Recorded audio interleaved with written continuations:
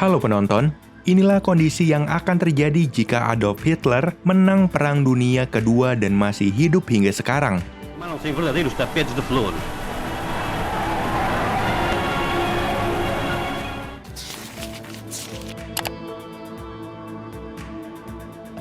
Secara pribadi, Adolf Hitler membenci tembakau. Ia memulai gerakan anti-tembakau ketika seorang dokter Jerman menjadi pelopor yang mengidentifikasi adanya hubungan antara merokok dan kanker paru-paru.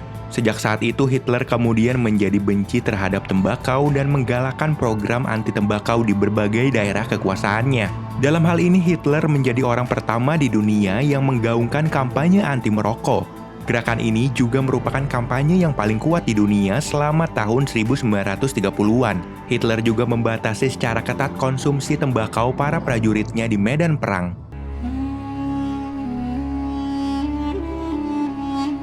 Kampanye anti merokok yang Hitler lakukan termasuk larangan merokok di tempat umum dan mempromosikan manfaat kesehatan tanpa adanya asupan tembakau dalam tubuh. Hitler juga menganggap bahwa rokok bisa menurunkan kualitas bangsa Arya. Hitler meyakini bahwa Jerman yang merupakan keturunan Arya merupakan ras unggul dan rokok bisa menurunkan kualitas unggul tersebut.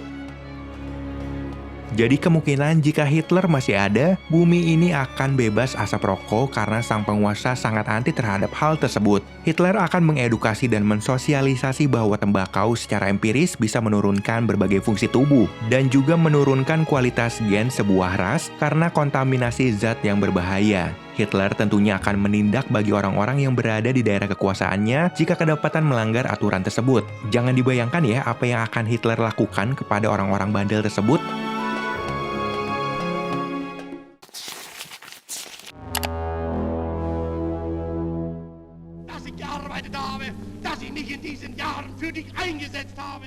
Hitler memang sangat membenci Yahudi, akan tetapi Hitler tidak menciptakan kebencian tersebut. Dia memanfaatkan ide-ide antisemit yang telah berkembang sebelumnya. Hitler lahir di Austria pada tahun 1889. Ia mengembangkan ide politiknya di Wina, sebuah kota yang komunitas Yahudinya sangat besar. Pada masa itu, Wina memiliki wali kota yang juga sangat anti-Yahudi bernama Karl Lueger. Hitler belajar bagaimana antisemitisme dan reformasi sosial bisa berhasil. Di Mein Kampf tertulis bahwa Hitler memuji Lueger sebagai wali kota Jerman terbesar sepanjang sejarah. Ketika Hitler berkuasa pada tahun 1933, ia menerapkan gagasan serupa.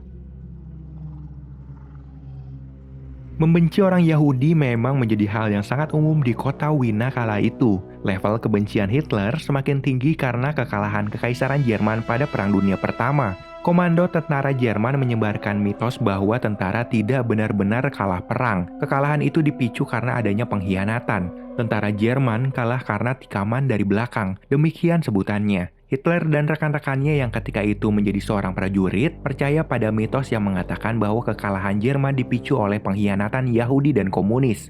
Setelah Hitler naik ke tampuk kekuasaan, hukuman dan tindakan keji terhadap orang Yahudi terus meningkat, yang mungkin dipicu atas dendamnya terhadap mitos pada Perang Dunia I.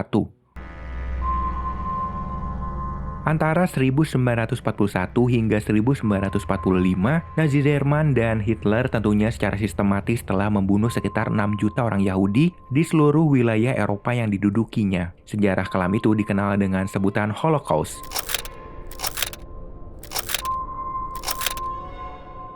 Populasi Yahudi kala itu benar-benar dipres oleh Hitler dan organisasinya.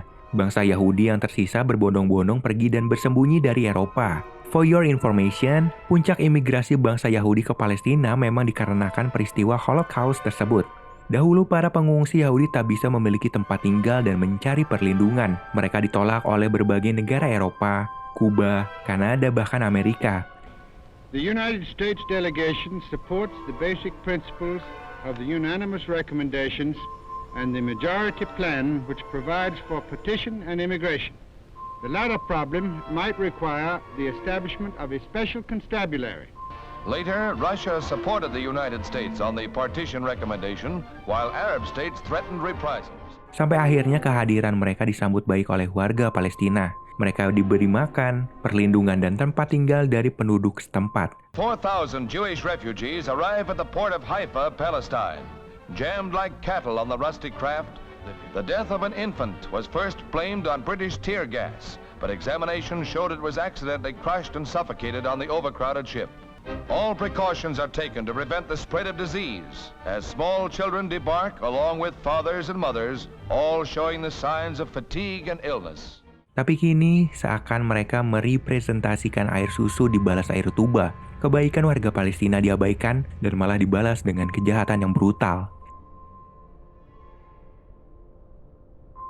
Jadi mungkin ketika Hitler hidup lebih lama dan memiliki kekuasaan yang luar biasa, setelah menang Perang Dunia II, maka pembantaian terhadap Yahudi akan semakin gencar. Yahudi tidak akan diberi kesempatan untuk bermigrasi ke daerah lain yang mana salah satunya adalah Palestina. Hitler akan berupaya mengejar mereka dan kemudian memusnahkannya. Akan sangat mungkin ketika populasinya semakin menurun karena pengaruh Hitler, bangsa Yahudi tidak akan memiliki kesempatan untuk singgah di Palestina. Dan negeri itu tidak akan seperti yang kita lihat di media hari ini. Kita akan lebih mengenalnya dengan daerah yang begitu damai dan religius.